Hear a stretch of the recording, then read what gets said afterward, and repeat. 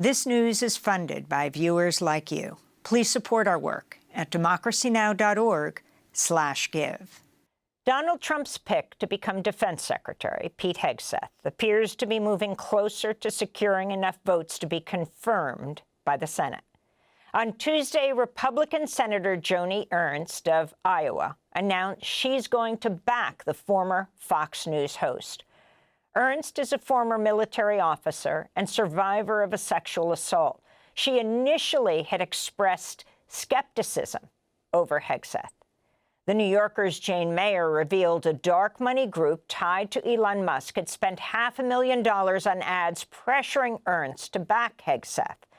Hegseth's confirmation can only be blocked if 3 or more Republicans join Democrats in opposing him. During Tuesday's one-day hearing, Senate Democrats grilled Hegseth on a number of issues, including his criticism of women in combat, allegations he raped a woman in 2017, reports of public drunkenness, and his record running 2 veterans groups where he was accused of financial mismanagement. The hearing ended after just 1 round of questions after Republicans rejected a request by Democrats for a second round of questions. Many Democrats also criticized Hegseth for refusing to meet privately with them, which was unprecedented before Tuesday's hearing. Democratic Senator Tammy Duckworth of Illinois questioned Hegseth's qualifications to run the Defense Department, which employs over 3 million people. Duckworth is an Iraq War veteran, Purple Heart recipient, former Assistant Secretary of the U.S. Department of Veterans Affairs. She lost both her legs in combat in Iraq. What is the highest level of international negotiations that you have engaged in, that you have led in? Because the Secretary of Defense does lead international security negotiations. There are 3 main ones that the Secretary of Defense leads and signs. Can you name at least one of them? Could you repeat the question, Senator? Sure. What is the highest level of international security agreement that you have led? And can you name some that the Secretary of Defense would lead? There are 3 main ones. Do you know? I have not been involved in international security arrangements because I have not been in government other than serving in the military. So my job has been to no. The answer is no. Can you name one of the 3 main ones that the Secretary of Defense talking about defense signs? arrangements, I mean, NATO might be one that you're referring to.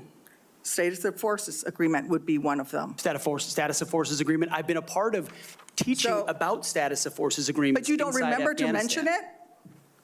You're not qualified, Mr. Hegseth.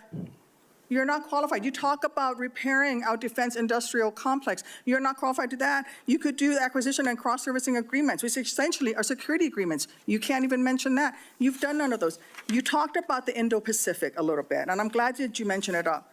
Can you name the importance of at least one of the nations in the ASEAN, and what type of agreement we have with at least one of those nations? And how many nations are in ASEAN, by the way?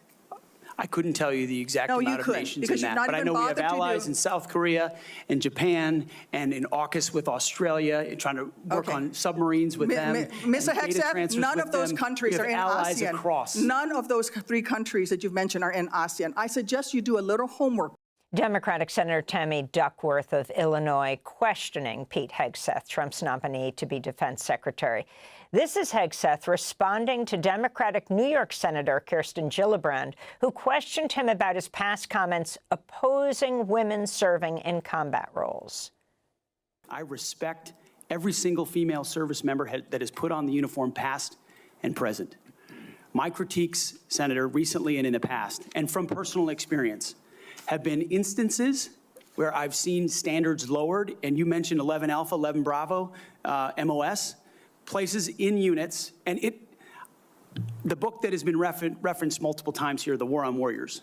I spent months talking to active duty service members, men and women, low ranks, high ranks, combat arms and not combat arms, and what each and every one of them told me, and which personal instances have shown me, is that in ways direct, indirect, overt, and subtle, standards have been changed inside infantry training units, ranger school, infantry battalions, to ensure that Give me one commanders meet example. Please give me an example. I get you're making these commanders generalized meet statements. quotas to have a certain number of female infantry officers or infantry enlisted, and that disparages those women who are Commanders do incredibly not have to capable meet of meeting quotas that for the standard. infantry. Commanders do not have to have a quota for women in the infantry. That does not exist. It does not exist.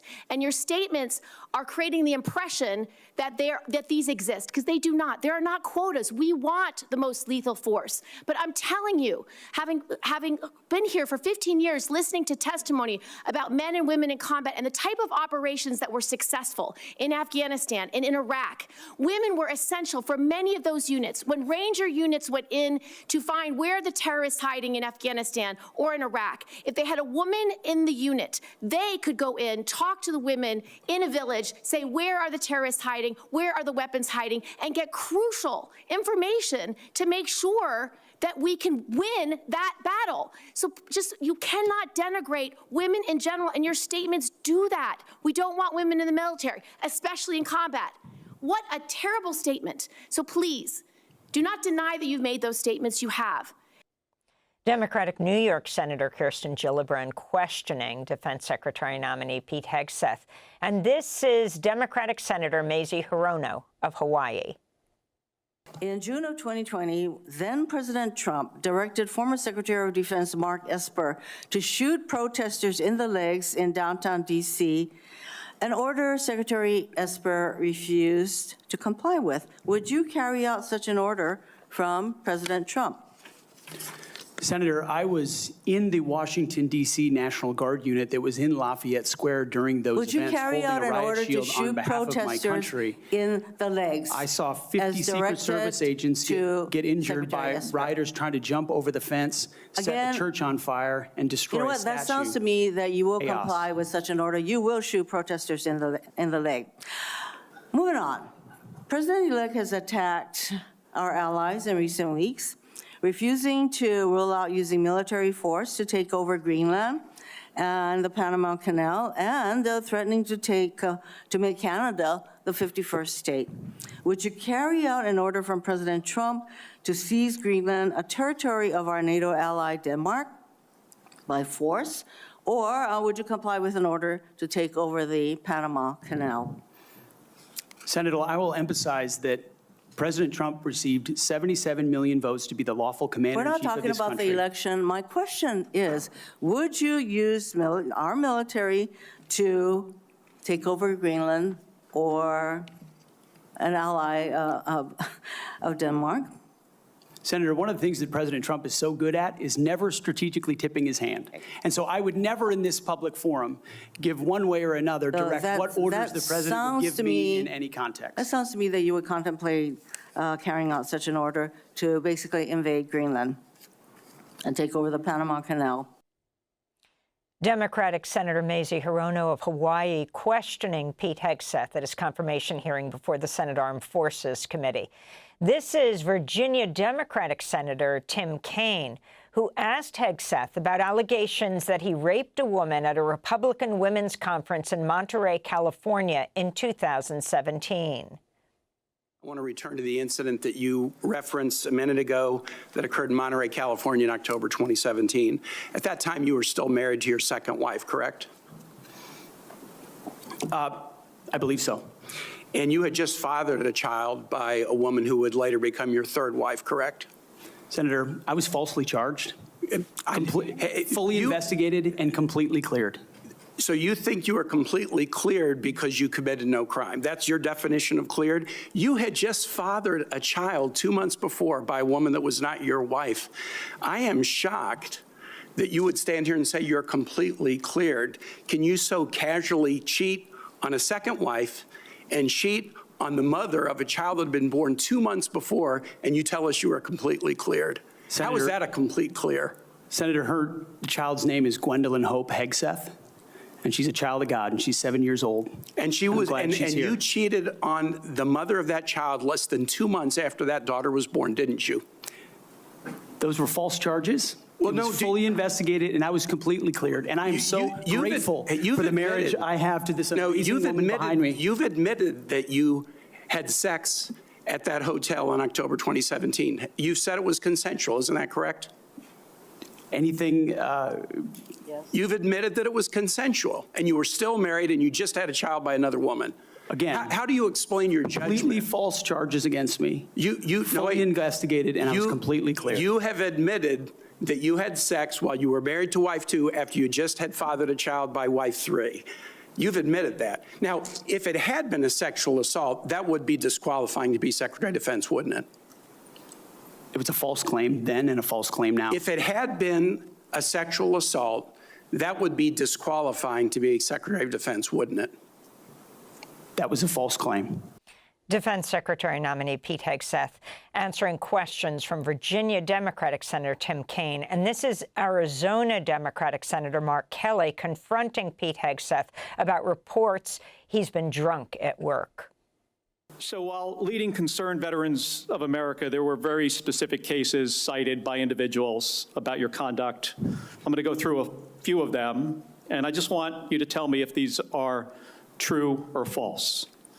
Very simple. On Memorial Day 2014, at a CVA event in Virginia, you needed to be carried out of the event for being intoxicated. Senator, anonymous True. smears. Just true or false? Very simple. Summer of 2014 in Cleveland, drunk in public with the CVA team. Anonymous smears. I'm just asking for true or false questions, true or false answers. An event in North Carolina, drunk in front of 3 young female staff members after you had instituted a no alcohol policy and then reversed it. True or false? Anonymous smears.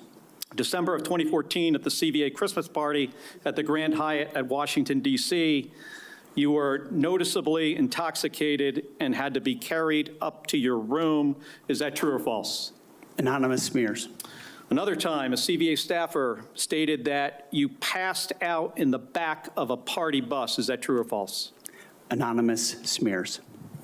In 2014, while in Louisiana on official business for CVA, did you take your staff, including young female staff members, to a strip club? Absolutely not. Anonymous smears. I'm going to leave with concerns about your transparency. You say you've had personal issues in your past, yet when asked about those very issues, you blame an anonymous smear campaign, even when many of these claims are not anonymous. Which is it? Have you overcome personal issues, or are you the target of a smear campaign? It can't be both. It's clear to me that you're not being honest with us or the American people because you know the truth would disqualify you from getting the job. And just as concerning as each of these specific disqualifying accusations are, what concerns me just as much is the idea of having a Secretary of Defense who is not transparent. That was Arizona Democratic Senator Mark Kelly. No Democrats got to meet with Hegseth before that hearing, except for the ranking member, Senator Reid. Meanwhile, Republican Senator Markwayne Mullin of Oklahoma criticized the Democrats' questioning of Defense Secretary Pete Hegseth. Senator Kaine, or I guess I better use the senator from Virginia, starts bringing up the fact that what if you showed up drunk to your job? How many senators have showed up drunk to vote at night? Have any of you guys asked them to step down and resign from their job? And don't tell me you haven't seen it, because I know you have. And then how many senators do you know have got a divorce before cheating on their wives?